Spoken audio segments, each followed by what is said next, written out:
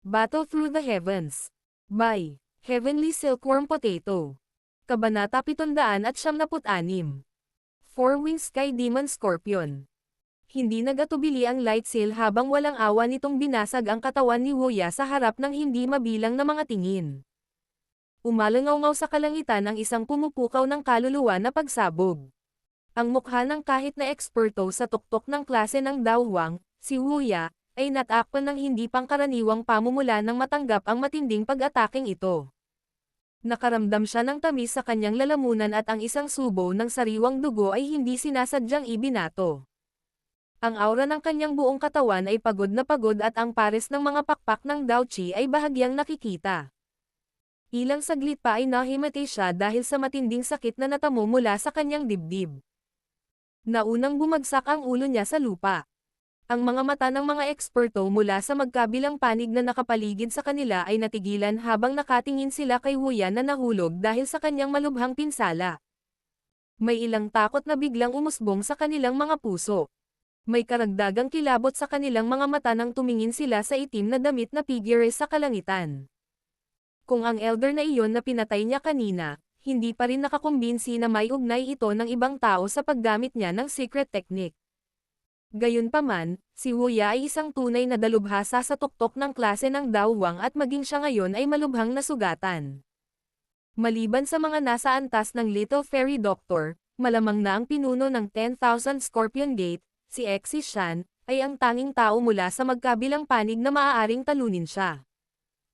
Gayunpaman, kahit na manalo siya, malamang na mahihirapan si Exi Shan na maabot ang punto kung saan maaari niyang masaktan ng husto ang isang tulad ni Wuya sa isang hampas lamang. Gayunpaman, ang batang ito na nakasuot ng itim na tao sa harap nila ay ginawa iyon. Nagdulot ito ng matinding unos na bomb alot sa puso ng maraming tao. Hindi pinansin ni Xiaoyan ang maraming natulala at nabigla na mga tingin mula sa kanyang paligid. Nakahinga siya ng malalim at mabilis na kumuha ng ilang medicinal pill na makakabawi kay Daochi mula sa kanyang storage ring.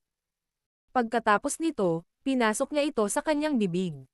Kahit na umabant na siya sa klase ng Daohuang, gamit ang Open Mountain Seal ay naubos pa rin ang malaking halaga ng Daochi. Sa kabutihang palad, hindi na siya nahulog sa isang mahinang estado sa sandaling ginamit niya ito tulad ng nakaraan. Sa pagpasok ng mga medicinal pill sa kanyang katawan, ang pansamantalang walang laman na pakiramdam ni Daochi sa loob niya ay unti-unting nawala. Walang pakialam ang mga mata ni Xiaoyan habang nakatingin sa nahuhulog na Wuya. Alam niya na ang matandang ito ay malubhang nasugatan lamang at hindi pa totoong namatay. Malamang na mababawi niya ang kanyang lakas kung magpahinga siya ng ilang buwan pagkatapos nito. Hindi ito isang bagay na gustong makita ni Xiaoyan, na isang taong mag-aalis ng mga ugat kung gusto niyang putulin ang damo. Isang mahinang layunin ng pagpatay ang dumaan sa mga mata ni Xiaoyan. Isang umiikot na liwanag ng apoy ang biglang naipon sa dulo ng kanyang daliri. Gayunpaman, isang galit na dagandong ang biglang sumabog mula sa kung saan nang babarilan na sana niya ito patungo kay Wuya. Isang matalim na puwersa na nagdadala ng malansa na hangin ang biglang bumaril. Ang biglang malakas na hangin ay naging sanhi ng malabo na paglubog ng mukha ni Xiaoyan. Nararamdaman niya na ang taong umatake ay tila mas malakas ng kaunti kaysa kay Wuya.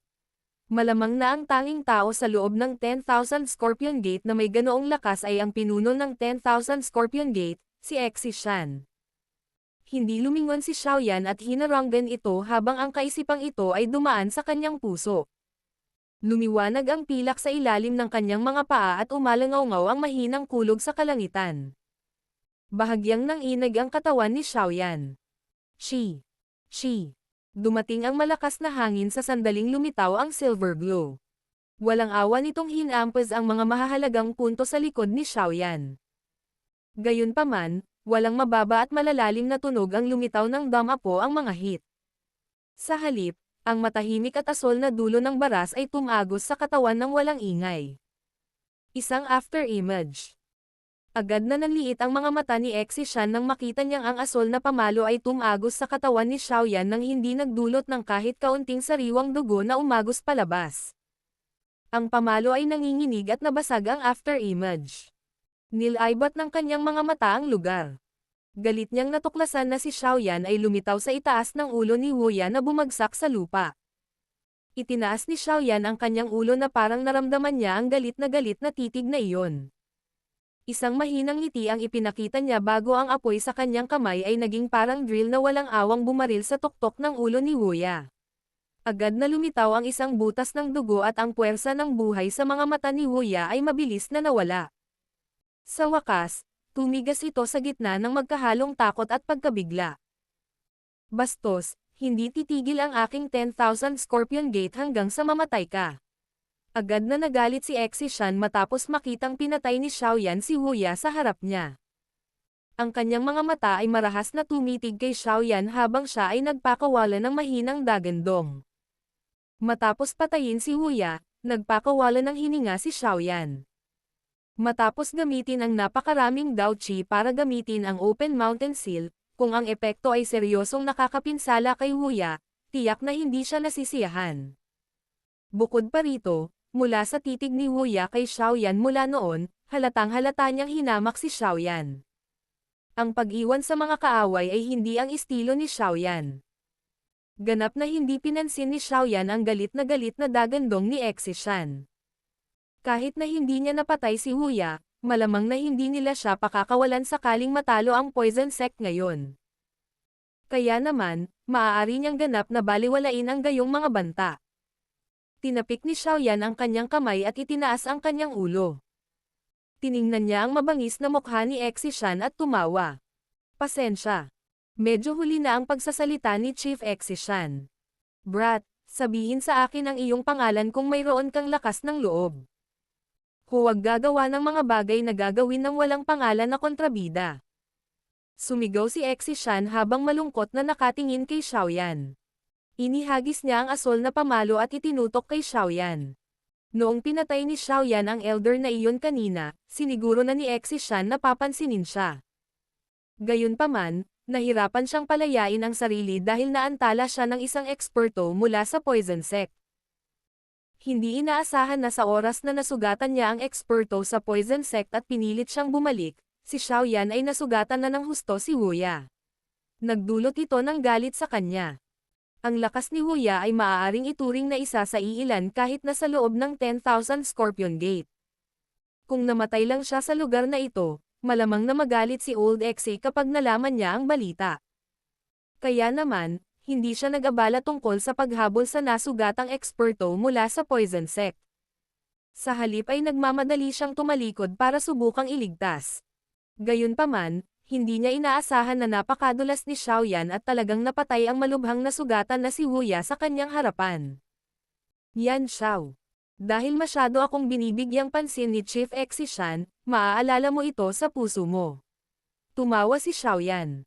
Nilaibat ng kanyang mga mata ang nakapaligid na magulong battleground at agad na nakahinga ng maluwag ang kanyang puso. Ang mga eksperto mula sa Poison Sect ay hindi kasing inutil gaya ng naisip niya. Bagamat mayroon silang mas kaunting ekspertong dawang kaysa sa 10,000 Scorpion Sect pagkatapos ng pagtataksil sa 5 Elder, mayroon silang ilang mas ekspertong dawang kumpara sa kabilang panig. Sa makatuwid, sa kabila ng matinding labanan na ito sa mga taong paminsan-minsan ay umaatres mula sa mga pinsala, hindi lumitaw ang isang panig na labanan. Brat. Matalas ang iyong dila. Isang kadiliman ang bumungad sa mga mata ni Exishan. Itinaas niya ang kanyang ulo at tiningnan ang nakakatakot na energy ripple na umaagos mula sa Daozang Battleground sa itaas ng kalangitan. Pagkatapos nito, tumingin siya sa paligid niya at nagsalita sa madilim na boses. Nakakalokong pagtutol. Ngayon, ang iyong Poison Sect ay mahihirapang makatakas mula sa kapahamakan ng isang nawasak na sekta. Biglang naglabas si Exishan ng isang kulay asol na sipol mula sa kanyang storage ring matapos ang kanyang mga salita ay tumunog. Isang mahinang sipol ang ibinuga rito. Medyo nagulat si Xiaoyan sa kanyang puso habang pinapanood niya si Exishan na ginagawa ang aksyon na ito. Laminggalinga ang kanyang mga mata sa paligid ngunit wala siyang natuklasan na mali. Posibleng ang kabilang partido ang kumikilos para sa kanya.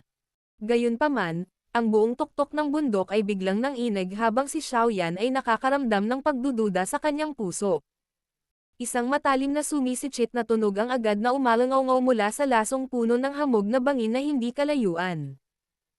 Pagkaraan ng ilang sandali, isang napakalaking nilalang ang lumabas sa ulap at lumitaw sa harap ng hindi mabilang na bilang ng mga titig.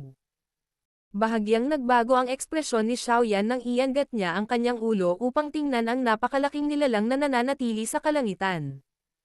Sa pagbibigay sa bagay na lumitaw ng isang magaspang na sulyap, ito ay tila isang napakalaking alakdan na 200 talampakan ang laki.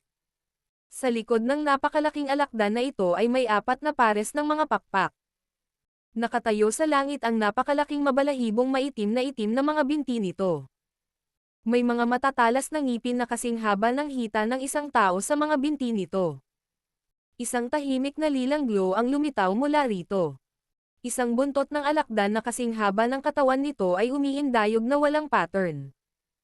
Ang matalim na dulo ng buntot ay naglalaman ng malamig na kislap. Ang biglaang paglitaw ng napakalaking alakdan na ito ay agad na nakakuha ng atensyon ng lahat. Ang mga mukha ng ilan sa mga eksperto mula sa Poison Sect ay lubhang nagbago nang makita ang nilalang na ito. Napasigaw sila sa gulat. Four-winged Sky Demon Scorpion. Bakit ito lumitaw dito? Ang mga mata ni Xiaoyan ay nagpahayag ng kataimtayman habang tinitingnan niya ang napakalaking, mabangis na alakdan. Naramdaman niya na ang napakalaking alakdan na ito ay isang tunay na Tier 6 na magical beast. Ito ay isang magical beast na tagapag-alaga na pinaghirapan ni Old Exi para mapigil. Ngayon ang unang pagkakataon na ito ay nagpakita ng sarili. Hahayaan kitang subukang makita kung gaano ito kakilakilabot. Kakaibang tumawa si Exi Shan. Muling naglabas ng kakaibang tunog ang sipol sa kanyang bibig. Kasunod ng pagkalat ng sound wave, ang Four-winged Sky Demon Scorpion ay agad na naglabas ng sumisitsit na tunog. Agad nitong ikinumpas ang napakalaking pakpak nito at umarangkada patungo kay Xiaoyan na parang meteorite. Ang napakalaking pressure ng hangin na bumagsak mula sa kalangitan ay naging sanhi ng pagsimangot ni Xiaoyan. Isang silver glow ang kumislap sa ilalim ng kanyang mga paa at ang kanyang katawan ay biglang umatras. Hihihi. Gusto mong tumakas? Hindi ka ba masyadong mayabang kanina? Malamig na tumawa si Exi Shan nang makita niyang umatras si Xiaoyan. Gumalaw ang kanyang katawan at lumitaw sa tabi ni Xiaoyan. Ang asul na pamalo na naglalaman ng hindi pangkaraniwang amoy ay marahas na dumurog sa ulo ni Xiaoyan. Ibinaba ni Xiaoyan ang kanyang ulo at iniwasan ang pamalo. Atras na sana siya muli nang biglang bumusina ang isang malakas na hangin at dumating. Isang napakalaking itim na figure ang nahulog mula sa langit. Ito ay nakakagulat na ang napakalaking buntot na karayom ng Four-winged Sky Demon Scorpion na iyon. Naikuyom ni Xiaoyan ang kanyang kamay nang maramdaman niya ang talas ng hangin. Ang Heavy Zuan Ruler ay kumislap at lumitaw bago marahas na bumagsak sa kalangitan. Sa wakas, nabangga ito sa napakalaking buntot na karayom. Ang malakas na lakas ay maaaring napilitang pabalaykan ang Four-winged Sky Demon Scorpion ngunit si Xiaoyan ay umulit din ng ilang hakbang pabalik. Bihira ang sinumang manggaguna kapag nakikipaglaban sa isang magical beast ng may lakas. Kalokohan, ang halimaw at tao na ito ay talagang nag-coordinate ng kanilang mga pag-atake. Lahat ng kanilang mga pag-atake ay natural na dumadaloy na para bang sila ay isang solong tao. Tila ang sipol sa bibig ng taong iyon ang naglalaro. Mukhang kailangan kong ipadala ang sipol na iyon. Hinigpitan ni Xiaoyan ang kanyang medyo namamanhid na kamay habang ang kanyang isip ay bumulong ng malungkot sa kanyang puso. Ang Four-winged Sky Demon Scorpion ay hindi nagbigay kay Xiaoyan ng anumang oras ng pahinga dahil ang pag-iisip na ito ay kumikislap sa puso ni Xiaoyan. Sumayaw ang dalawang napakalaking black metal-like pincers habang pinuputol nila si Xiaoyan. Sumimangot si Xiaoyan nang maramdaman niya ang pag-atake mula sa Four-winged Demon Scorpion na sumunod malapit sa likuran. Atras na sana siya muli nang biglang bumuglas mula sa langit ang isang matalim na sumisitsit. Ang pares ng napakalaking black metal-like pincers ay biglang umatras. Ang biglaang eksenang lumitaw ay naging sanhi ng pagkatulala ni Xiaoyan at Exi Shan.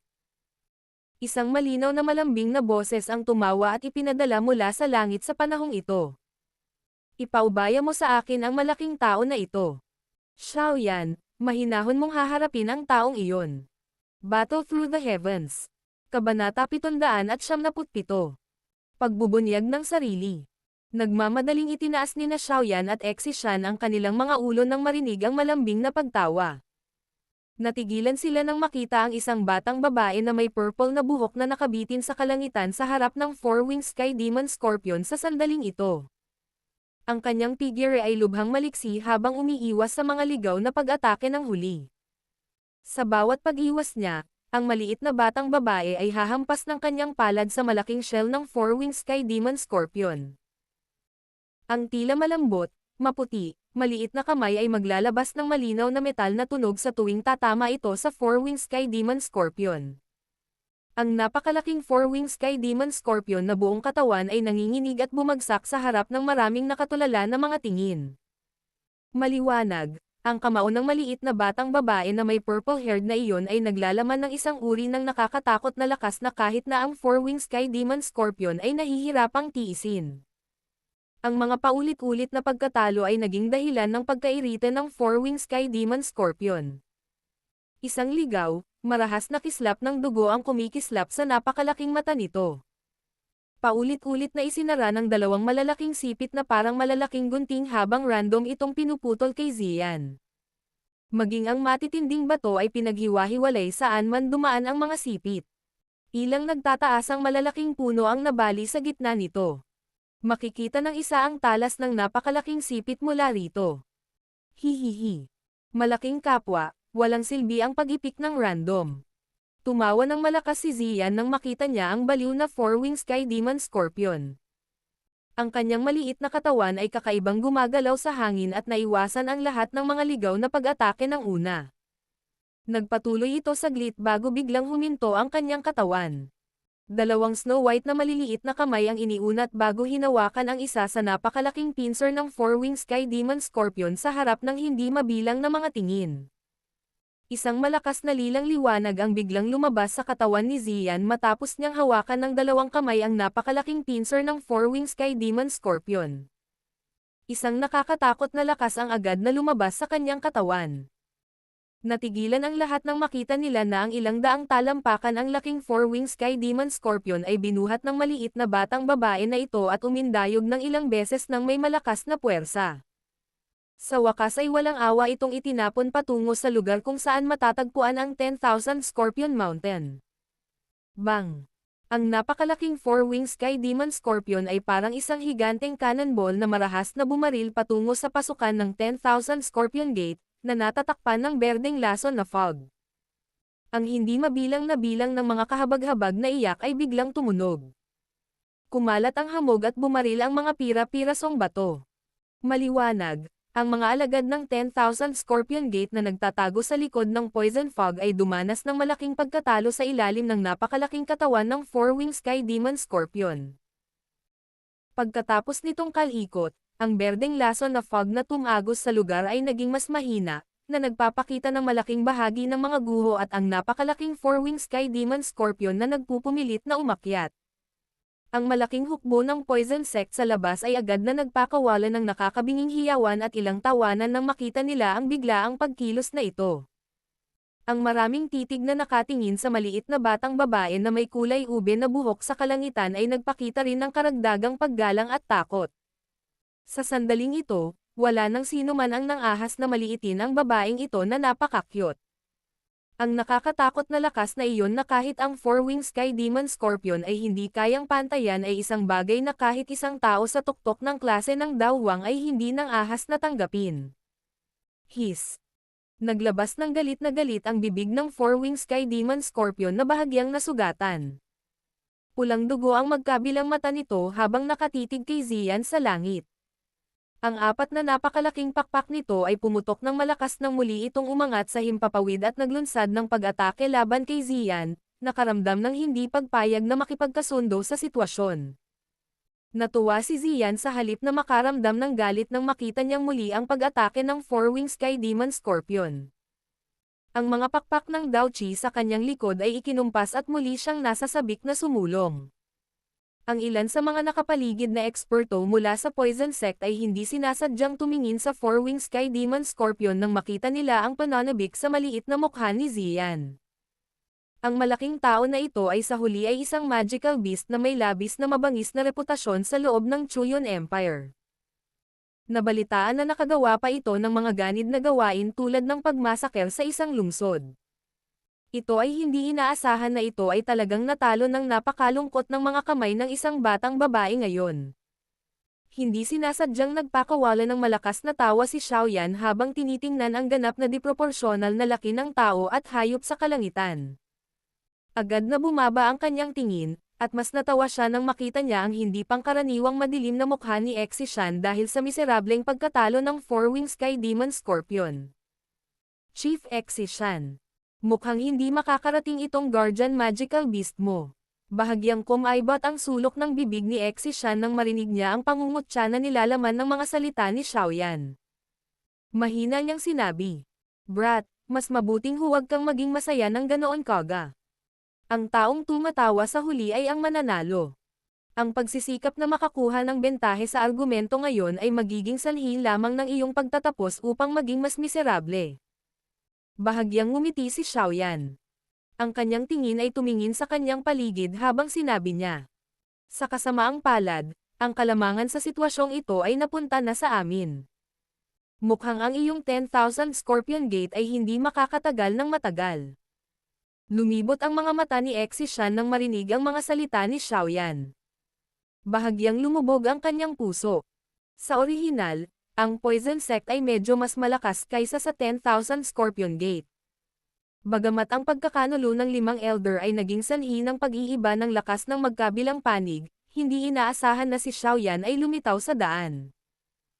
Hindi lamang siya umasa sa sarili niyang lakas para patayin ang dalawang dawwang, ngunit naantala rin niya si Exishan. Sa hitsura nito, ang maliit na bentahe ng 10,000 Scorpion Gate mula kanina ay nawala na ngayon. Ang Poison Sect ay umasa din sa pagbabagong ito sa momentum. Sa kasalukuyan, ang sitwasyon ng 10,000 Scorpion Gate ay medyo masama, hindi alintana kung ito ay isang dalubhasang malaking labanan sa langit o ang masaker ng mga ordinaryong disipulo sa lupa. Ang lahat ng mga pagbabagong ito ay dahil sa taong ito sa harap niya. Kinagat ni Exishan ang kanyang mga ngipin at tahimik na nagsalita sa kanyang puso. Saan ba talaga nagmula ang taong ito? Bakit wala akong narinig na isang batang elite na dawwang na lumitaw sa loob ng imperyo? Ang mga mata ni Zirshan ay biglang natuon sa matinding larangan ng digmaan sa malayong kalangitan habang ang mga kaisipang ito ay dumaan sa kanyang puso. Sa sandaling ito, ang Little Fairy Doctor at Exibian ay malinaw na pumasok sa isang puting mainit na labanan. Ang mga nakakatakot na banggaan ng enerhiya ay naging sanhi ng paulit-ulit na pagbabago sa espasyo sa gilid na iyon. Ang paminsan-minsang nakakatakot na enerhiya na pumuputok ay magiging dahilan upang ang mga eksperto mula sa magkabilang partido ay nagmamadaling umiwas sa takot. Hindi inaasahan na napakalakas din ng Sky Poison Woman. Talagang kaya niyang makipaglaban kay Old Exi hanggang sa yugtong ito. Gayunpaman, kung ito ang kaso, ang ating 10,000 Scorpion Gate ay lalong magiging disadvantages. Sa oras na iyon, ang ating mga pagkatalo ay magiging matindi. Paano magiging posible na lumunin ang Poison Sect? Isang mainit na hangin ang biglang umihip habang ang mga tingin ni Exishan ay kumikislap, dahilan upang siya ay mabilis na nakabawi. Inindayog ang asol na pamalo sa kamay niya at tuluyan niya itong hinaranggan. Kasabay nito, napawi ang mahinang tawa ni Xiaoyan. "Chief Exi, hindi ka maabala sa ganoong sandali. Kung susundin mo ang yapak ni Huya, ang Exibian na iyon ay maaaring maging ganap na galit. Hindi mo kailangang mag-alala tungkol dyan, Junior."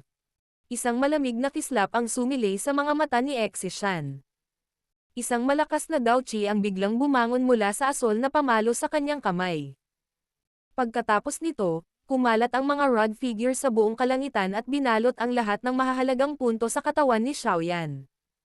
Walang pakialam ang mga mata ni Xiaoyan habang nakatingin sa pag-atake ni Exishan. Hinawakan niya ang mabigat na ruler sa kanyang kamay at sumulong ng hindi sumusuko. Ang mabigat na sandata na ito ay kasing liksi ng isang longsword sa kamay ni Xiaoyan. Bukod dito, ang pag-atake ng pinuno ay sunod-sunod na walang kaunting agwat sa pagitan nila.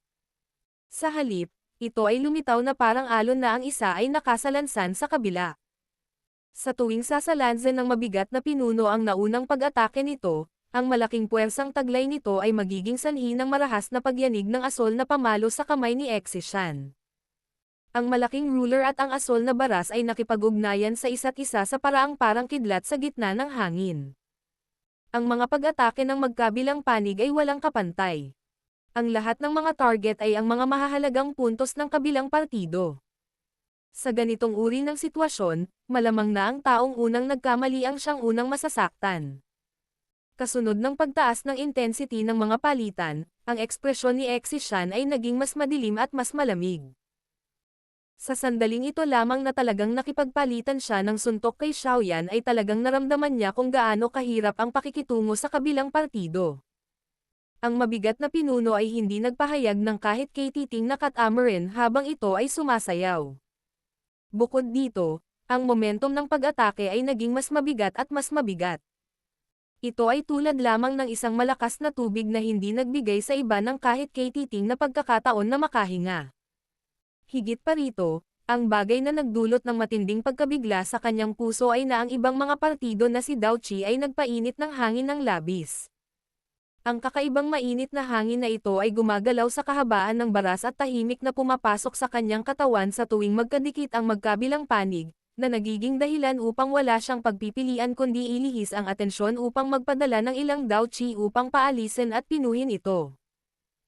Sa ilalim ng ganitong uri ng sobrang init na hangin, ang madilim at malamig na lason na hangin na nakapaloob sa lason ni Exishan na si Dao Qi ay walang kahit kay titing na kakayahan na ilabas ang lakas nito. Nagdulot ito ng kaunting panlulumo sa kanya. Ang ganitong labanan ay masyadong nakakainis. Bang! Muli na namang nabangga ng mabigat na pinuno ang asol na pamalo. Ang airwave na sumabog ay yumanig kina Xiaoyan at Exishan hanggang sa sila ay napaatras. Madilim at solemn na ang ekspresyon ng huli habang sinamantala ang pagkakataong magmadaling umatras. Ang lason na Dao Qi sa loob ng kanyang katawan ay lumabas at nalutas ang mainit na hangin sa kanyang katawan na nagdulot sa kanya ng matinding discomfort.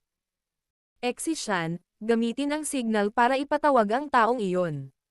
Isang matandang sigaw ang biglang tumunog sa tabi ng tainga ni Exishan nang ang kanyang katawan ay naging matatag. Nagulat si Exishan nang marinig niya ito. Ang boses ay natural na nagmula kay Exibian na nakikibahagi sa isang matinding labanan sa Little Fairy Doctor.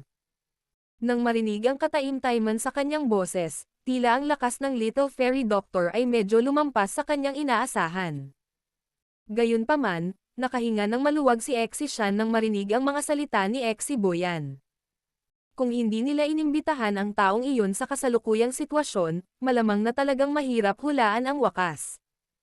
Brat, kahit paano ka tumalon ngayon, siguradong mananalo ang ating 10,000 Scorpion Gate. Si Exishan ay masama na nagsalita kay Xiaoyan. Baka sa mukha niya ang mabangis na ngiti nang maalala ang lakas ng taong iyon. Tumayo si Xiaoyan habang hawak ang ruler. Kalmado ang kanyang mga mata habang nakatitig kay Exishan. Ang sulok ng kanyang bibig ay bahagyang naglalaman ng bahagyang pang-aalipusta. Nag-alab ang galit sa puso ni Exishan nang makita niya ang ganitong paraan ni Xiaoyan. Agad siyang tumigil sa pag-aalinlangan habang mabilis na inilabas ang isang bagay na nasa anyo ng isang kumpol ng itim na fog. Pagkatapos nito ay marahas niya itong pinindot. Ang itim na fog ay agad na pumutok at isang kakaibang sonic wave ang kumalat mula sa loob nito. Pagkatapos mong mahuli, lilibangin ka ng punong ito ng maayos. Ang mga makamandag na alakdan na aking pinalalaki ay matagal nang hindi kumakain ng laman ng isang dalubhasang dawhuang. Lalong lumaki ang kabangisan sa mukha ni Exishan nang makita niyang bumukas ang itim na fog. Ngumiti siya ng malupit kay Xiaoyan. Hindi siya pinansin ni Xiaoyan. Nakaramdam siya ng bahagyang espiritual na ripple nang ang kakaibang sonic wave ay ipinadala palabas. Sa itsura nito, dapat may pinapatawag ang kabilang partido. Isang maringal na aura na naging sanhi ng pagbabago sa mga mukha ng maraming eksperto na naruroon habang dahan-dahan itong lumabas mula sa kailaliman ng 10,000 Scorpion Gate nang ang ideyang ito ay kumikislap sa puso ni Xiaoyan. Sa wakas, sakop nito ang buong 10,000 Scorpion Mountain. Ang siksik na layunin ng pagpatay sa mga mata ni Xiaoyan ay biglang tumaas nang maramdaman niya ang medyo pamilyar na aura na ito. Sa wakas ay ihahayag na niya ang kanyang sarili. Battle Through the Heavens. Kabanata 778. Protector Tai. Isang maringal na aura na bahagyang naglalaman ng madilim na lamig ang lumabas mula sa kaibuturan ng tuktok ng bundok ng 10,000 Scorpion Gate. Ang labanan sa parehong langit at sa lupa ay unti-unting huminto. Ang mga eksperto mula sa magkabilang partido ay nakatingin sa pinanggalingan ng aura ng may pagtataka at kawalan ng katiyakan. Maliban sa maliit na bilang ng mga tao, halos walang nakakaalam sa pinagmulan ng mayari ng aura na ito. Ang mga mukha ng kahit ilang eksperto sa klase ng Daowang ay naging hindi natural na pangit nang maramdaman nila ang aura na ito. Ito ay dahil natuklasan nila na ang maringal na antas ng aura na ito ay higit na nalampasan sila. Maaari pa itong ikumpara sa Little Fairy Doctor at Exi Boyan. Ang hitsura ng napakataas na klaseng eksperto sa ganoong sandali ay sapat na upang i-flip ang tagumpay at pagkatalo sa malaking labanang ito. Biglang huminto ang dalawang tumatawid na figure ng tao sa malayong langit. Pansamantala ring huminto ang labanan sa pagitan ng Little Fairy Doctor at Exi Boyan. Matapos ang kaninang matinding laban, medyo hindi stable ang aura nilang dalawa. Nanatili ang nakakatakot na Daochi sa kanilang buong katawan, nanginginig ang hangin hanggang sa manginig ito. Ang mga mata ng Little Fairy Doctor ay lumipad patungo sa pinanggalingan ng maringal na aura. Nanliit ang kanyang mga mata habang tahimik na nagtataka sa kanyang puso. Sa wakas ba ay ihahayag na niya ang kanyang sarili? Hihihi. Sky Poison Woman, hindi mo siguro inaasahan na ang aming 10,000 Scorpion Gate ay may isa pang elite na Daozang. Ngayon, titingnan ng matandang ako kung kaya mong labanan ang dalawa ng mag-isa. Ang tungkod ni Exibian ay hamampos sa walang laman na hangin habang siya ay tumawa ng may madilim at malamig na boses. Ang Little Fairy Doctor ay bahagyang sumulyap sa kanya. Pagkatapos nito, lumingon ang kanyang mga mata sa posisyon kung saan naroon si Xiaoyan. Nagkataon na tumingin din ang huli. Naghalo ang kanilang mga mata sa isa't isa, at tumanggo si Xiaoyan sa kanya, na nagpapahiwatig na hindi niya kailangang magambala dahil dito. Sa oras na tumawid ang paningin ni Xiaoyan sa Little Fairy Doctor, isang makapal, itim na kulay na usok ang biglang lumabas mula sa kailaliman ng 10,000 Scorpion Gate. Mabilis itong lumipad patungo sa larangang ito na parang demonyong nakasakay sa mga ulap. Sa loob ng ilang iglap, huminto ito sa kalangitan. Ang itim na fog ay dahan-dahang binawi bago tuluyang nag-transform sa isang itim na figure na may mukha na hindi malinaw na nakikita. Ha! Exi Boyan, hindi inaasahan na hindi mo talaga siya kayang harapin.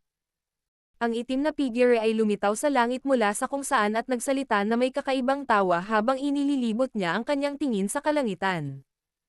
Hihihi. Si Protector Tai ay nagbibiro. Ang leader ng sekta ng Poison Sect na ito ay hindi isang ordinaryong tao.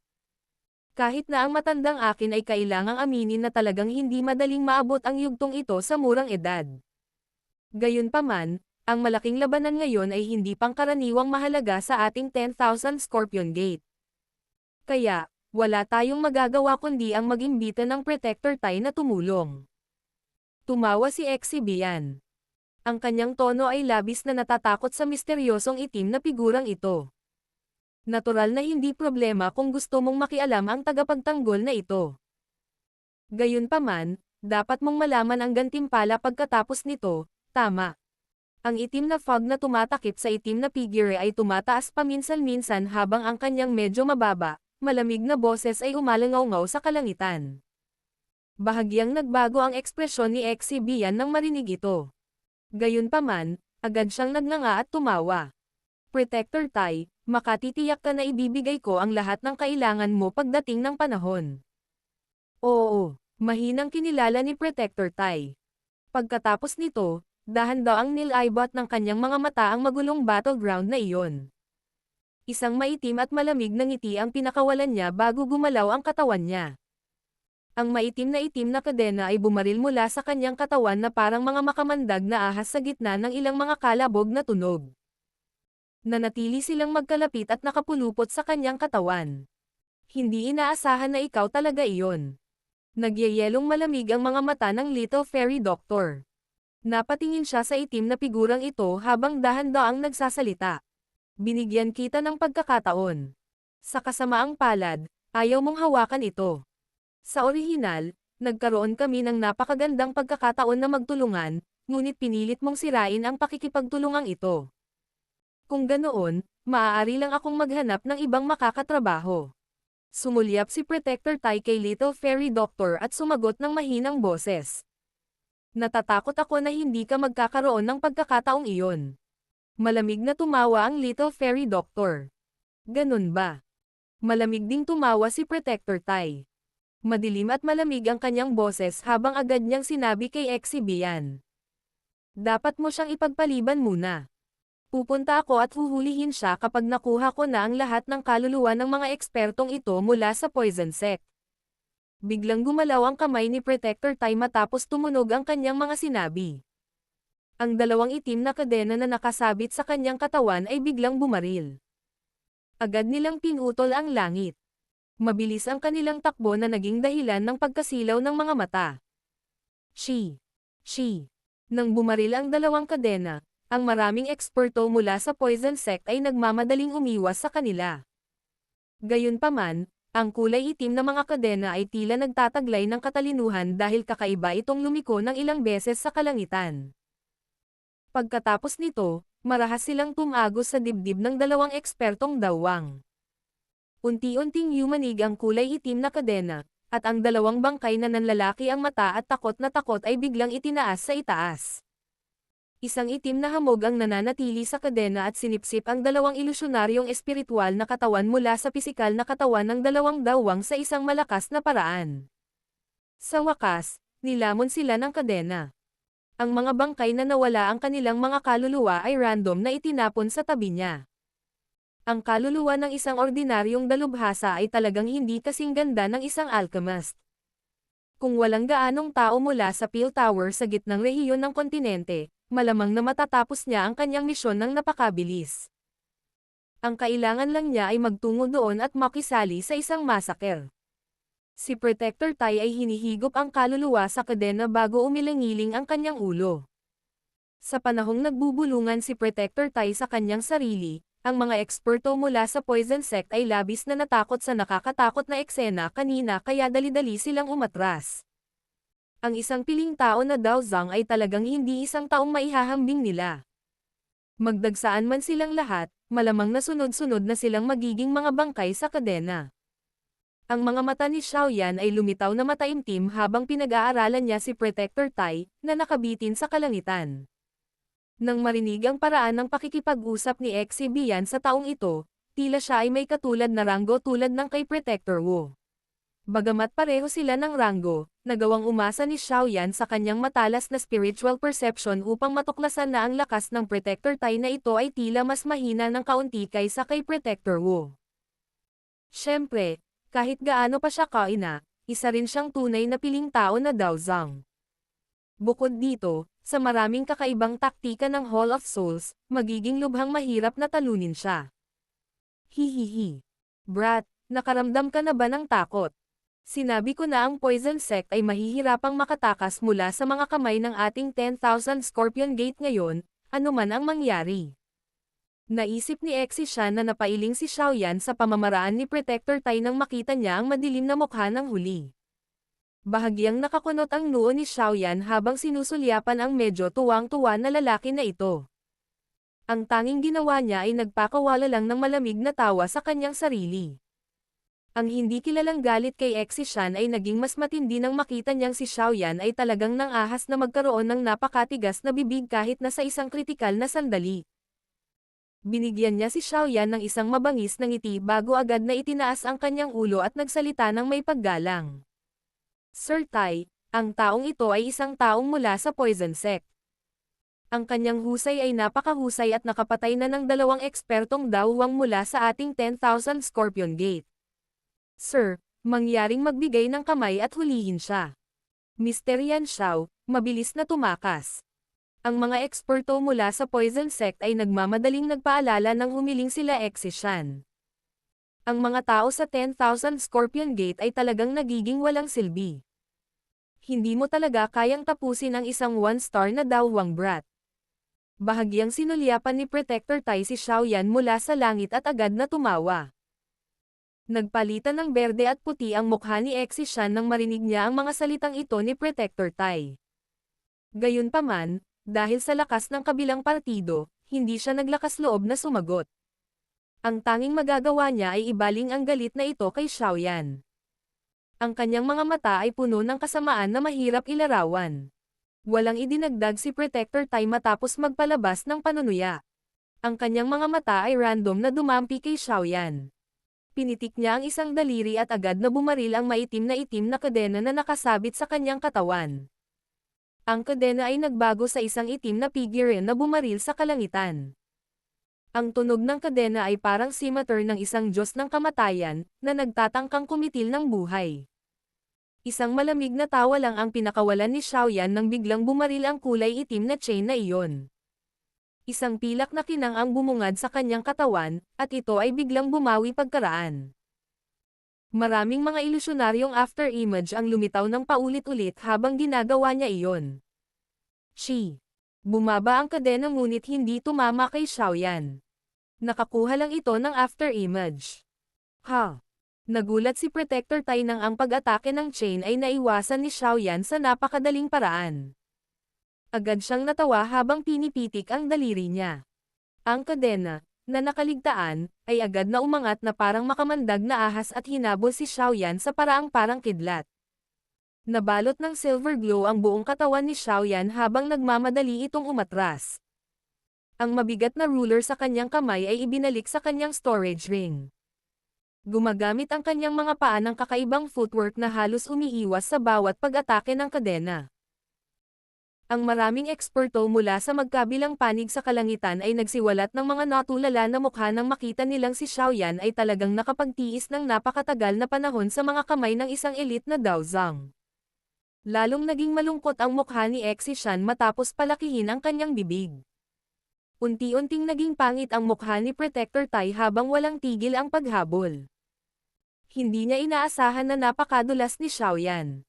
Sa ilalim ng kanyang pag-atake, kahit isang ordinaryong eksperto sa tuktok ng klase ng Daohuang ay magmumukhang lubhang miserable. Gayunpaman, ang taong ito ay talagang nakaiwas sa isang maliksi na paraan. Mabuting kapwa. Minamaliit talaga kita. Hindi nakapagtataka na nagawa mong pumatay sa dalawang Daohuang. Malamig na tumawa si Protector Tai sa sobrang galit niya. Gumalaw ang kanyang hand seal at ang itim na fog na namamalagi sa kanyang buong katawan ay agad na naglabas ng mga alon ng kalabog. Kaagad, 7 hanggang 8 kadena ang biglang bumaril sa kanyang katawan. Sa wakas, nag-intertwine sila at nagtagal sa kalangitan bago hinabol ang umiiwas na Xiaoyan mula sa lahat ng direksyon. Gayunpaman, gusto kong makita kung paano ka susunod na tatakas. Sa ilalim ng malamig na sigaw ng Protector Tai na naglalaman ng layunin ng pagpatay, ang itim na kulay na kadena ay nagpatibay ng pagbuo ng isang dragonet na nagsasara sa lahat ng mga landas ng pag-urong ni Xiaoyan. Sa ganitong paraan, si Xiaoyan ay natitira na lamang sa pagpili na labanan ang pag-atake ng direkta. Gayunpaman, natural na hindi na kailangang ilarawan ang kapalaran ng isang Daohuang na lumalaban sa isang elite na Daozang sa pag-atake. Itinigil din ni Xiaoyan ang kanyang walang kwentang pakikibaka. Batid niyang hindi niya maiiwasan ang pag-atake. Bahagyang nagkunot ang kanyang mga kilay habang tinitingnan ang kulay itim na mga kadena na mabilis na pinalaki sa kanyang mga mata. Ang mga eksperto mula sa Poison Sect ay agad na bumantong hininga sa kanilang mga puso nang makita nila si Xiaoyan na nahaharap sa ganitong kaguluhan. Gayunpaman, wala silang magawa. Sa sandaling ihayag ng piling Daozang na iyon ang kanyang sarili, ang kanilang moral ay sumisid na. Ito ay dahil alam nila na sa kabila ng pagiging Daozang ng Little Fairy Doctor, mahirap pa rin para sa kanya na lumaban sa dalawa ng mag-isa. Sa sandaling siya ay natalo, ang kapalaran ng Poison Sect ay natural na isang bagay na hindi na kailangang sabihin. Isang mabangis na tingin ang bumungad sa mukha ni Exishan nang makita niya ang sitwasyon na kinaroroonan ni Xiaoyan. Naisip niya talaga ang malungkot na patay na hitsura ni Xiaoyan. Ang kulay itim na kadena na iyon ay biglang dumating sa harap ng mga tingin ng hindi mabilang na bilang ng mga tao, na lahat ay naglalaman ng iba't ibang mga iniisip. Biglang dumating ang kulay itim na kadena. Gayunpaman, sa sandaling sasampalin nito si Xiaoyan, ang espasyo kung saan matatagpuan ang kanyang katawan ay biglang naging distorted. Ang landas ng kadena na orihinal na perpekto ay inanad palayo kasunod ng magulong espasyo. Sa huli ay dumaan ito sa katawan ni Xiaoyan at bumaril. Ang biglaang eksena ay agad na naging sanhi ng kaguluhan sa buong lugar. Sandaling natigilan si Protector Tai bago tumunog ang kanyang mahigpit na sigaw. Maaari ko bang malaman kung sinong Dao Zhang ang nakatago dito? Mangyaring huwag makialam sa negosyo ng ibang tao, kung hindi. Kung hindi ano? Ano ang magagawa mo? Isang figure ng tao ang dahan-dahang lumitaw sa harap ni Xiaoyan habang ang isang mahinang boses na malamig ang tunog. Battle Through the Heavens. Kabanata 799. Pagputok ng Dao Zhang Battle. Ang lahat ng mga mata sa lugar na ito ay agad na lumingon kasunod ng hindi pangkaraniwang hitsura ng figurang iyon. Natigilan ang lahat ng mga taong ito nang makitang ang taong nagpakita ay talagang isang babaeng may magandang mukha.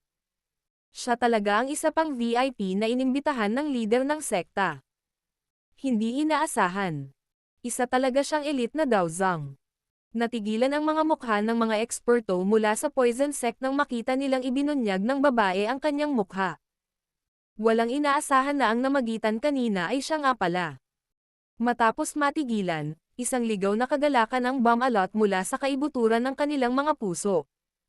Mula sa narinig na sigaw ni Protector Tai kanina, tila isa ring elite na Dao Zhang ang taong ito. Bukod dito, ang pagkilos ng pagbaluktot ng espasyo gamit ang isang kamay ay isang bagay na tanging isang dalubhasa na Dao Zhang ang makakamit. Ang puntong ito ay isang bagay na napakalinaw ng naruroon ng dalubhasang Dao Huang. Sa sandaling ito, ang moral ng mga tao mula sa poison sect, na lubhang nawala dahil sa intervention ni Protector Tai, ay agad na tumaas. Ang kabilang partido ay may dalawang piling Dao Zhang at mayroon din silang dalawa. Mayroon pa rin silang malaking kalamangan sa malaking labanang ito. Ang taong namagitan ay natural na si Medusa na nagtatago. Natakpan pa rin siya ng mysterious beast skin na iyon, at ang kanyang hindi malilimutang nakakabighaning mukha ay naging mas karaniwan. Sa kabila nito, ang nakakaakit na aura na ibinubuga mula sa kanyang mga buto ay naging sanhi pa rin ng mga mata ng maraming tao na huminto sa kanya ng kaunti pa. Mukhang may balak ka talagang makialam sa usaping ito. Madilim at malamig ang mga mata ni Protector Tai habang tumatama sa katawan ni Medusa. Nakaramdam ng kaunting kirot ang puso niya. Nararamdaman niya na ang misteryosong ekspertong ito na hindi kilalang pinanggalingan ay may lakas na hindi mas mahina kaysa sa kanya. Ipaubaya mo siya sa akin. Bahagyang napatingin si Medusa kay Protector Tai. Ikinuyong niya ang kanyang maselang kamay at isang mahabang espada ang lumitaw dito. Natatakot siyang ilantad ang mga bakas kung sino siya, ngunit hindi niya kailanman ginamit ang hugis ahas na longsword sa malaking labanan ng apat na imperyo. Oo, mag-ingat ka. Pupunta ako at tutulungan kapag katapos kong tapusin ang taong iyon. Tumanggo si Xiaoyan. Ang kanyang malisyosong tingin ay sumulyap kay Exishan na bumaba sa isang mapurol na estado dahil sa hitsura ni Medusa. Relax, hindi ko siya hahayaang tumakbo. Alam kong siya ang target nitong trip mo. Ang mukha ni Medusa ay itinaas sa isang bahagyang arko. Kahit na ang kanyang kasalukuyang hitsura ay hindi maihahambing sa kanyang orihinal na nakakaakit, mayroon pa rin itong natitirang kagandahan. Ngumiti si Xiaoyan at tumanggo. Ang kanyang madilim at makakapal na tingin ay dumaan sa Protector Tai bago dahan-daang umatras. Ha! Mayabang na babae. Kahit isa kang elite na Dao Zhang, wala ka sa paningin ng aming Hall of Souls. Sa hinaharap, baka pagsisihan mo itong desisyon mong saktan ang Hall of Souls namin. Ang saloobin ni Medusa ay nagdulot ng matinding galit sa puso ni Protector Tai. Isang malamig na ngiti ang ipinakita niya kaagad. Ang mga tao mula sa iyong Hall of Souls ay laging gustong magsabi ng mga walang kabuluhang salita. Dahan-daang pamitik ang daliri ni Medusa sa longsword. Nakarinig siya ng isang malinaw na malakas na kalabog bago itinaas ang kanyang ulo para mahinang tumugon kay Protector Tai. Nakakita ka na ba ng ibang tao mula sa Hall of Souls? Bahagyang kumislap ang mga mata ni Protector Tai habang siya ay napasigaw sa gulat nang marinig ang kahulugan na nilalaman ng mga salita ni Medusa. Hindi sumagot si Medusa sa tanong ni Protector Tai. Ang maharlikang Daochi ay umikot na parang batis ng bundok sa loob ng kanyang katawan. Maraming nakikitang pagbabago ang bumangon sa paligid niya. Nagawa niyang pukawin ang pagbabago ng mundo sa labas sa pamamagitan lamang ng pag-asa sa sirkulasyon ng Daochi sa loob ng kanyang katawan. Maliban sa isang elite na Daozang, walang sino man sa antas ng Daowang ang makakamit ito. Isang killing intent din ang sumilay sa mga mata ni Protector Tai nang makita niyang muling natahimik si Medusa. Malamig siyang ngumuso. Titingnan ng Protector na ito kung mayroon kang kwalipikasyon na maging ganito ka-arrogant ngayon. Gumalaw ang daliri ni Protector Tai habang tumutunog ang malamig niyang singhot. Isang malinaw na kalabog ang agad na umalangaw-ngaw sa kalangitan. Ang kanyang mga kadena ay nagpapalabas ng isang clanging tunog habang sila ay nagpatibay ng isang octopus na hugis. Pagkatapos ay marahas itong itinapon patungo sa Medusa. Hindi nagbago ang mukha ni Medusa sa harap ng nakakagulat na momentum ng kilos na ito. Ang mahabang espada sa kanyang kamay ay biglang tumusok, at agad itong tumusok sa isang tiyak na punto sa kadena sa paraang parang kidlat. Isang ligaw, violet na lakas ang pumutok at pinalipad ang napakalaking kadena sa isang malakas na paraan. Hindi siya isang dawang o isang dawwang. Ang gayong pag-atake ni Protector Tai ay hindi nagdulot ng malaking banta sa kanya. Bagamat paunang palitan lamang ito ng suntok, ang lugar kung saan nagtagpo ang longsword at ang kadena ay sumabog na sa isang malakas na tunog na nakakapukaw ng kaluluwa. Kumalat ang lumalakas na alon ng enerhiya sa lahat ng direksyon. Nang makitang ang isa pang elite na Daozang ay nakapasok na sa mainit na labanan, ang mga nakapalibot na eksperto mula sa magkabilang panig ay nagsimulang magmadaling umatras. Lahat sila ay natakot na sila ay madawit, na mag-iiwan sa kanila ng isang kapalaran na tiyak na hindi papayag na makatakas sila sa salitang kamatayan. Ang ekspresyon ni Exe Bihua sa malayong kalangitan, na medyo nagagalak pa rin, ay agad na tumigas dahil sa hitsura ni Medusa. Ito ay lalo na pagkatapos niyang makita na ang kabilang partido ay talagang nakakalaban sa Protector Tai. Biglang umikot ang gilid ng mata niya. Pagkaraan ng ilang sandali, sa wakas ay ibinaling niya ang kanyang tingin sa Little Fairy Doctor habang sinabi niya sa isang madilim at malalim na boses. Hindi inaasahan na nag-imbite ka rin ng isang katulong. Hindi katakataka na talagang nangangahas kang maging walang ingat. Ang pareho ay maaaring sabihin para sa iyo. Bahagyang napangiti ang Little Fairy Doctor. Ang kanyang kulay abulilang mga mata ay lumusot sa ibaba niya habang siya ay nanunuya. Mukhang mabibigo ang pag-asa ng iyong 10,000 Scorpion Gate na lumunin ang aking poison sect. Hihihi. Natatakot ako na masyado pang maaga para maging masaya ka. Ang dating ako ay nagsanay ng maraming taon. Huwag kang maniwala na hindi ko kayang tapusin ang isang miyembro ng nakababatang henerasyon na tulad mo. Tumawa si Exe Bian dahil sa kanyang galit. Marahas na hinampas ng kanyang tungkod ang walang laman na hangin habang napunit ang kanyang mga damit. Isang kulay dugo na napakalaking tato na alakdan ang lumitaw sa kanyang dibdib matapos mapunit ang kanyang damit. Ang dugong alakdan na ito ay parang isang buhay na bagay at puno ng isang mabangis, masamang aura. Ang antas ng kalupitan nito ay tila mas higit pa kaysa sa Four-Winged Sky Demon Scorpion mula kanina. Bukod dito, ito ay isang tato lamang.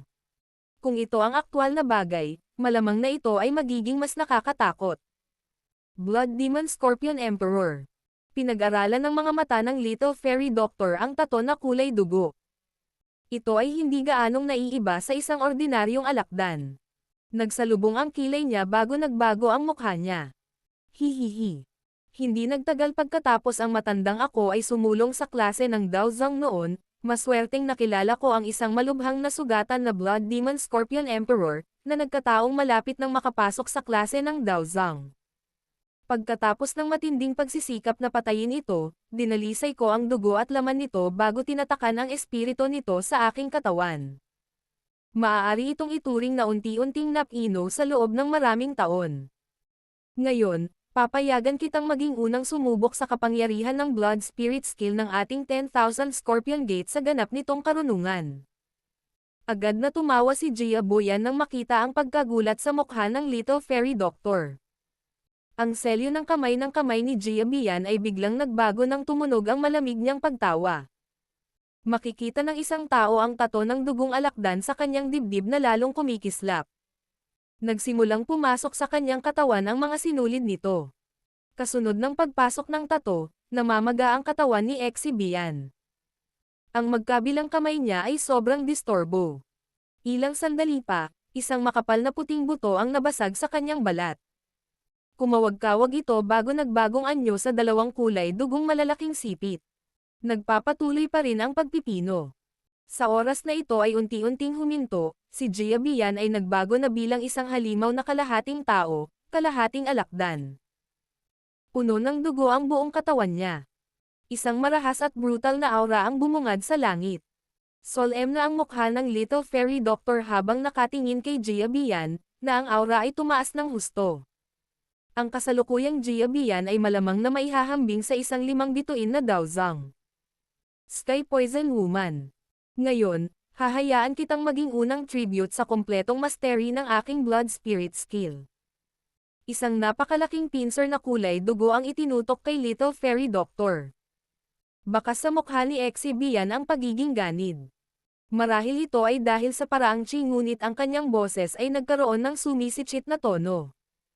Ang masamang aura na biglang umakyat sa langit ay natural na nakakuha ng atensyon ng lahat sa ibaba.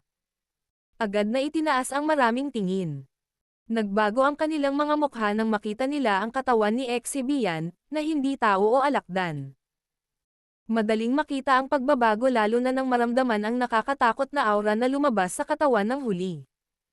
Ang mga ekspresyon ng lahat mula sa Poison Sect ay naging puti. Ang aura ng matandang iyon ay kasalukuyang tumutulak sa tuktok ng isang 5-star Daozang. Nalampasan na nito ang Little Fairy Doctor. Sa ganitong paraan, ang Little Fairy Doctor ay tiyak na mahihirapang makipaglaban sa kanya. Hiniram ni Xiaoyan ang kanyang matalas na espiritual na pagdama at naramdaman ang pagbabago ni Exy Bian ng isang hakbang sa unahan ng iba. Bahagyang lumubog ang kanyang puso. Hindi niya inaasahan na talagang tinatago ni Exy Bian ang taktikang ito. Kailangan ko munang tumulong sa Little Fairy Doctor. Kung hindi magiging maganda ang wakas. Biglang gumalaw ang katawan ni Xiaoyan habang ang ideyang ito ay dumaan sa kanyang puso. Pero, lipad na sana siya pataas ng may hamarang sa harap niya. Isang malamig na tawa ang mabilis na napawi. Brat, dapat ay tahimik kang manatili rito. Isang lamig ang bumungad sa mga mata ni Xiaoyan habang nakatingin siya kay Exy Shan na humaharang sa kanya. Hindi siya nag-aksaya ng hininga. Isang mabigat na ruler ang kumislap at lumitaw habang nakakuyom ang kanyang kamay. Kaagad, sumugod siya sa napakabangis na paraan. Pinigilan ng mabangis na aura na iyon si Exy Shan hanggang sa sandaling mapurol siya. Habang si Xiaoyan ay nasabit kay Exy Shan, si Exy Bian ay nagpakawala din ng kanyang pag-atake. Makikita lamang ng isa ang kanyang katawan na kumikislap at lumitaw sa harap ng Little Fairy Doctor. Sumasayaw ang malalaking kulay dugo na sipit habang kumakapit sa baywang ng huli. Ang matalim na kuko ng Little Fairy Doctor ay biglang umangat bago agad na tinadtad ang kulay dugong malalaking sipit. Nagsilabasan ang nakasisilaw na sparks. Gayunpaman, hindi sila nagdulot ng anumang aktwal na pinsala sa kabilang partido. Hihihi. Ang napakalaking pincer ay napilipit sa kakaibang paraan kasunod ng malamig na pagtawa ni Exy Bian.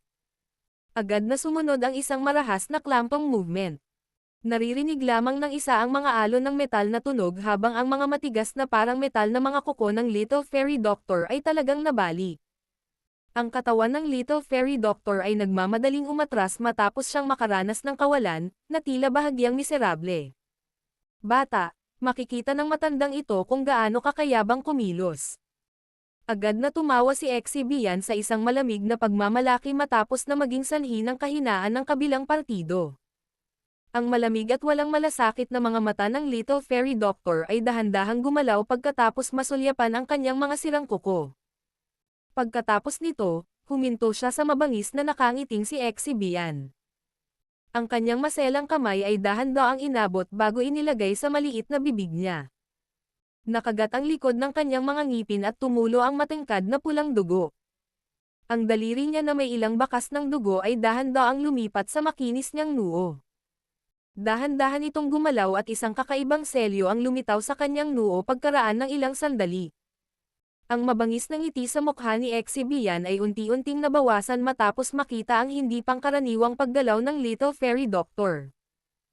Kumunot ang noo niya habang medyo hindi mapalagay ang puso niya.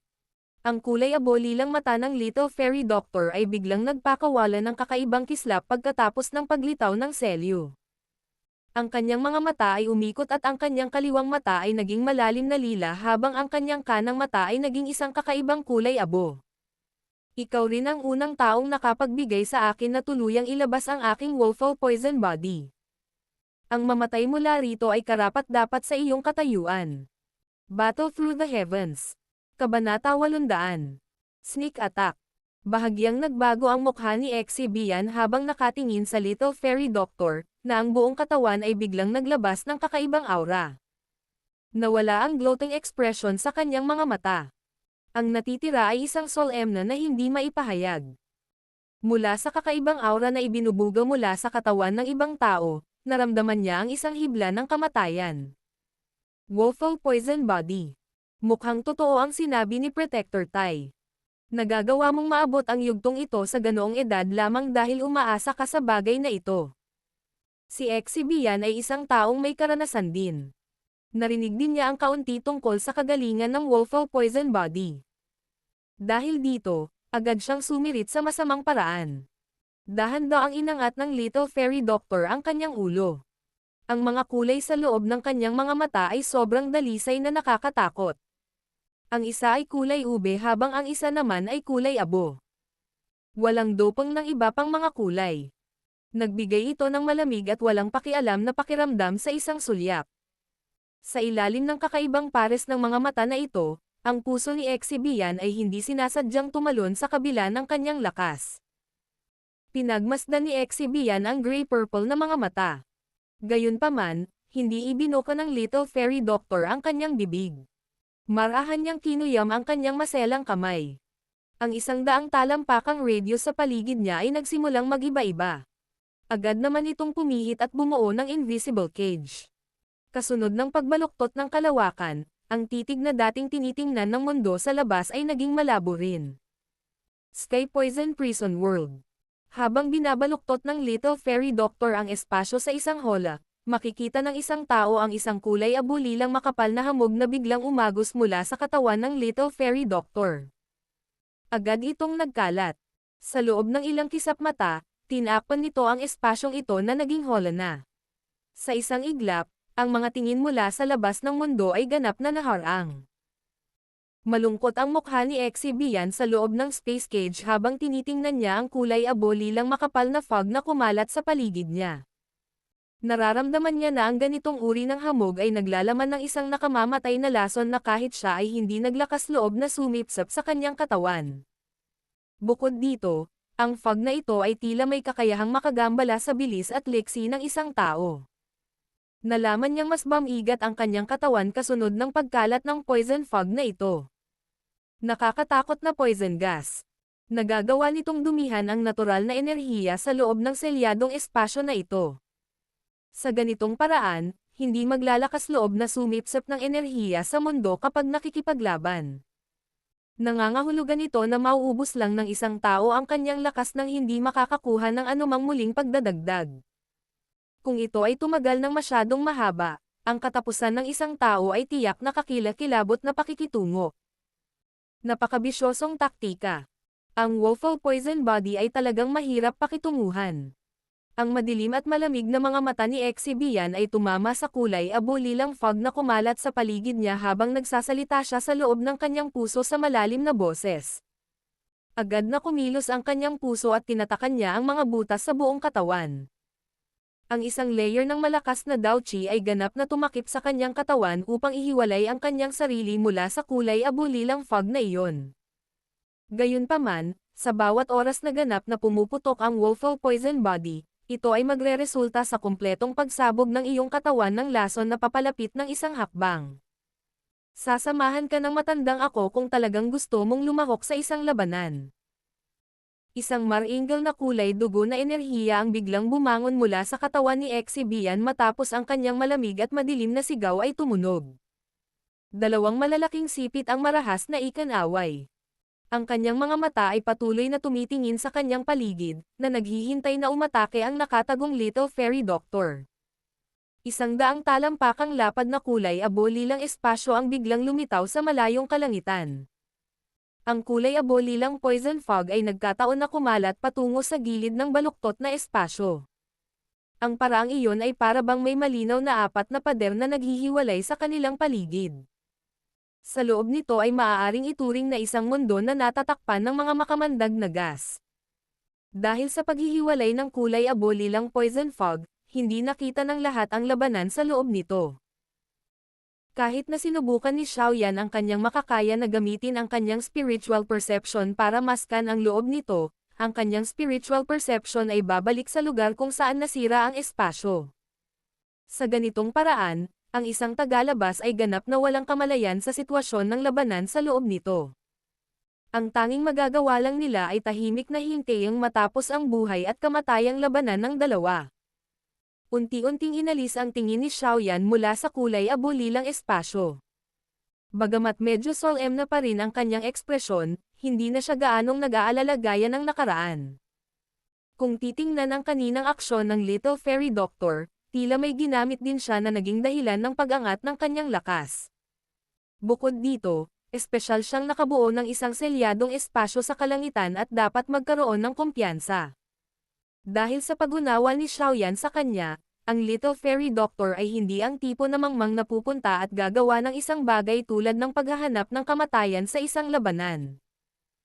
Maaari na lamang nating hintayin ang huling pagtatapos. Muling bumantong hininga si Xiaoyan sa loob ng kanyang puso.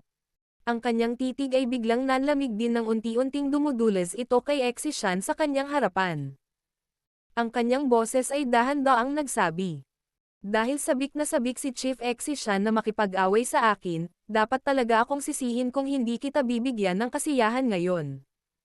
Maaaring kalmado ang mga salita ni Xiaoyan ngunit ang hangarin ng pagpatay sa kanyang boses ay napakalinaw. Maliwanag, ang taong ito, na paulit-ulit na hamarang sa kanya, ay matagumpay na natanggap ang galit at layunin ng pagpatay sa kanyang puso. Unti-unting nagbago ang mukha ni Exishan nang marinig niya ang mga salita ni Xiaoyan. Agad siyang tumawa. Ang yabang na tao. Dapat ay nakakaramdam ka ng karangalan na personal na inaaway ka ng pinunong ito. Kung ganoon, aanyayahan ko si Chief Exi na ibigay ang iyong ulo. Napaangat ang sulok ng bibig ni Xiaoyan sa isang mabangis na ngiti. Marahas na inapakan ng kanyang mga paa ang bakanteng hangin. Isang silver glow ang kumislap at ang kanyang katawan ay biglang sumugod. Lumitaw ang ilang mga after images sa kalangitan. Ilang sandali pa, lumitaw si Xiaoyan sa itaas ng ulo ni Exishan. Ang kanyang mga kamay ay mahigpit na nakahawak sa mabigat na ruler habang siya ay agad na tinadtad ng marahas sa ulo ng huli ng walang anumang magarbong galaw. Ang napakalaking tagapamahala ay nagdala ng isang matinding nakaka-pressure na hangin na lumikha ng isang sipol. Dahil sa hanging iyon, ang mga damit ni Exishan ay mahigpit na nakadikit sa kanyang katawan. Ha! Ha! Ha! Ha! Isang malamig na nguso si Exishan. Marahas na itinaas ang asol na pamalo sa kanyang kamay. Nabangga nito ang mabigat na pinunong iyon nang hindi sumusuko. Klang! Isang malinaw na tunog ng banggaan ng metal ang lumitaw. Naglipad ang mga spark habang kumalat ang isang malakas na puwersa mula sa punto ng kontak. Dalawang figurine ng tao ang mabilis na umatras. Gamulong sa ere ang katawan ni Xiaoyan. Ang mga pakpak ng apoy sa kanyang likod ay naka-flip habang pinapatatag niya ang kanyang sarili. Sa halip, ang mga paa ni Exishan ay umuurong ng ilang hakbang bago huminto. Bukod dito, ang kamay na nakahawak sa pamalo ay tila nanginginig. Si Xiaoyan ay natural na mas malakas kaysa kay Exishan pagdating sa pisikal na lakas. Idinagdag ang kabigatan ng Heavy Zuan Ruler at ang kapangyarihan ng kanyang pisikal na katawan, na dumaan sa pagpipino ng maraming likas na kayamanan, natural na katangahan para kay Exishan na pumili ng isang banggaan. Ang katawan ni Xiaoyan ay nasuspine sa kalangitan. Tumingin siya sa mas mabangis at mas malupit na mukhang Exishan na napaatras ng ilang hakbang. Isang malamig na kislap ang sumilay sa kanyang mga mata. Ang mainit na jade green na Daochi ay natural na lumabas sa kanyang katawan at agad na bumaril patungo sa Heavy Zuan Ruler sa lahat ng direksyon. Sa isang sandali, ang maitim na mabigat na pinuno ay nagbago sa isang jade green na kulay. Ang mga sinulid ng jade green na apoy ay tahimik na lumipad sa ibabaw nito. Bahagyang nagbago ang ekspresyon ni Exishan nang maramdaman niya ang napakalaking enerhiya na pinagsama-sama sa Heavy Zuan Ruler. Ang asol na pamalo sa kanyang kamay ay sumayaw at bumuo ng maraming mga after images. Ang makapangyarihang Daochi ay mabilis na umikot sa kanyang katawan. Sa wakas, sinundan nito ang kanyang mga ugat at ibinuhos sa pamalo. Kasunod ng pagbuhos ng Daochi, ang laki ng asol na pamalo ay tumaas ng husto. Parang isang asol na haligi. Sa hitsura ng sitwasyon, tila ang dalawa sa kanila ay gumagamit ng napakalakas na Dao techniques. Ang mga eksperto sa paligid nila ay nagmamadaling umatras nang makita ang eksenang ito, natatakot na madamay. Ang jade green na kulay sa ruler ay naging mas siksik. Sa isang tiyak na sandali, ang mga mata ni Xiaoyan ay biglang naging matalas. Mahigpit ang pagkakahawak ng magkabilang kamay niya sa hilt ng ruler at pumipintig ang mga ugat nito sa braso. Marahas niyang hinabol si Exishan mula sa malayo habang nag-aampon ng mabangis na ekspresyon. Flame-splitting tsunami. Isang jade green na apoy na kumikinang na higit sa 100 talampakan ang laki ay agad na bumaril mula sa dulo ng ruler habang ang sigaw ay umalangaw-ngaw sa puso ni Xiaoyan. Paulit-ulit na nagbabago ang hangin saan man dumaan ang apoy. Ang mataas na temperatura na nakapaloob dito ay naging dahilan upang magmukhang sira ang paligid. Heaven-shaken rod. Kasunod ng ruler glow na tumama sa mainit na hangin at malakas na enerhiya, si Exishan ay nakatikom ang kanyang mga ngipin at biglang iwinagayway ang asol na pamalo sa kanyang kamay. Gumagawa ito ng kakaibang nanginginig na ritmo sa gitna ng isang tumutusok na asol na kinang habang marahas itong hamampas patungo sa glow ng ruler. Bang! Ang ruler na kumikinang at ang asol na glow ay agad na nag-intertwine sa harap ng hindi mabilang na bilang ng mga tingin. Isang malakulog na pagsabog ang agad na umalangaw-ngaw sa kalangitan. Isang matinding energy ripple na naglalaman ng mainit na alon ng apoy ang lumabas mula sa punto ng kontak. Tinamaan nito si Exishan hanggang sa nagpalabas siya ng isang pidgel na ungol. Ang kamay na nakahawak sa asol na pamalo ay nagbuga ng puting usok na may tunog na chi-chi. Gayunpaman, pilit niyang kinagat ang kanyang mga ngipin at patuloy na humawak dito. Gumalaw ang katawan niya at nagmamadaling umatras. Ang kakaibang apoy na nakapaloob sa ningning ng pinuno ay nagdulot sa kanya ng malaking kawalan sa banggaan na ito. Isang malamig na tawa ang pinakawalan ni Xiaoyan nang makita niyang umatras si Exishan. Lumipat ang kanyang tingin sa isang tiyak na espasyo habang ang isang pilak na kinang ay kumikislap sa ilalim ng kanyang mga paa. Sa ilang mga iglap, nagpakita siya sa harap ni Exishan. Itinaas niya ang kanyang mabigat na ruler at marahas itong winalis. Ang katawan ni Exishan ay nagmamadaling pinalabas at pinipino ang nakakainis na mainit na puwersa. Ang kanyang mga paa ay nadulas sa kakaibang paraan nang maramdaman niya ang hangin, na nagpapahintulot sa kanya na makitid na umiwas sa pag-atake. Matapos itong makaiwas, muling umatras ang kanyang katawan. Lumipad ang kanyang tingin at huminto sa kanyang orihinal na pwesto nang umatras siya ngunit hindi niya nakitang humahabol si Xiaoyan. Agad siyang nagpakawala ng malamig na tawa.